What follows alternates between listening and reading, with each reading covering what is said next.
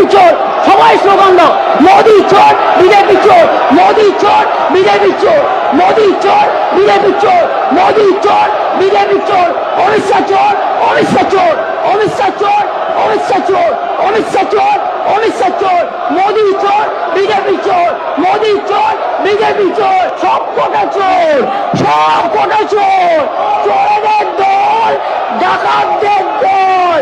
এই তুমি আর কথা বলো না, তুমি তৃণমূল করতে তাপস, তুমি তৃণমূল করতে, তোমার লজ্জা থাকা উচিত।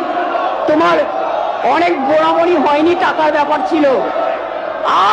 আর একজন যিনি বড় নেতা হয়েছেন এখানকার, তিনি 3টে রাজনৈতিক দলে গেছেন, 3বার দল পরিবর্তন করেছেন, একবার কংগ্রেস, একবার কি সমাজবাদী নাকি, আর একবার করেছে তৃণমূল, আর একবার করেছে বিজেপি।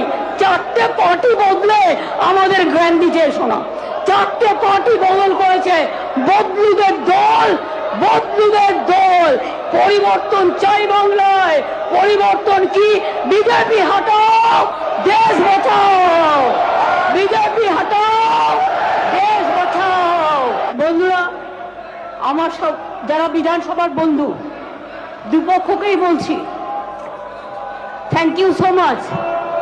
আপনারাই বলে দিলেন মোদি চোর গদি চোর, এটা আপনাদের মুখ দিয়ে শোভা পায় না, উনি আপনাদের নেতা। আমরা এখনো এ কথা বলতে সাহস পাইনি। আপনারা কখন কি বলছেন আর কখন কি করছেন সেটা নিজেরাই জানেন না। আসলে আপনারা রাজনৈতিকভাবে কোন রাজনীতি চোর, মোদি চোর, যে ভাষা আপনারা শুনেছেন, আমরা এটা মেনে নিতে পারি না। আমরা জগৎ প্রকাশ নাড্ডাজি, বিজেপির ন্যাশনাল প্রেসিডেন্ট, ফোন করে শঙ্কর ঘোষ, বঙ্কিম ঘোষ সকলের স্বাস্থ্যের খবর নিয়েছে, বলেছে লড়তে রহো। আমরা ন্যাশনাল বিজেপি যে আমাদেরকে পুরো সাপোর্ট দিচ্ছেন তার জন্য কৃতজ্ঞতা জ্ঞাপন করি। এবং মোদি একটি সারনেম, এই মোদি সারনেমের লোকেরা গোটা পৃথিবীতে আছে, গুজরাটে বেশি সংখ্যায় আছে, পশ্চিমবঙ্গেও আছে।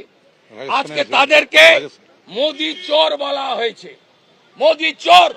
এই মোদি চোর বলতে গিয়ে রাহুল গান্ধীর মেম্বারশিপ গেছিল, আপনারা জানেন। আমি মোদি কমিউনিটির লোকেদেরকে বলবো, মমতার বিরুদ্ধে বিএনএস এর অন্তর্গত যাতে এফআইআর করে এবং চোর মমতার বিরুদ্ধে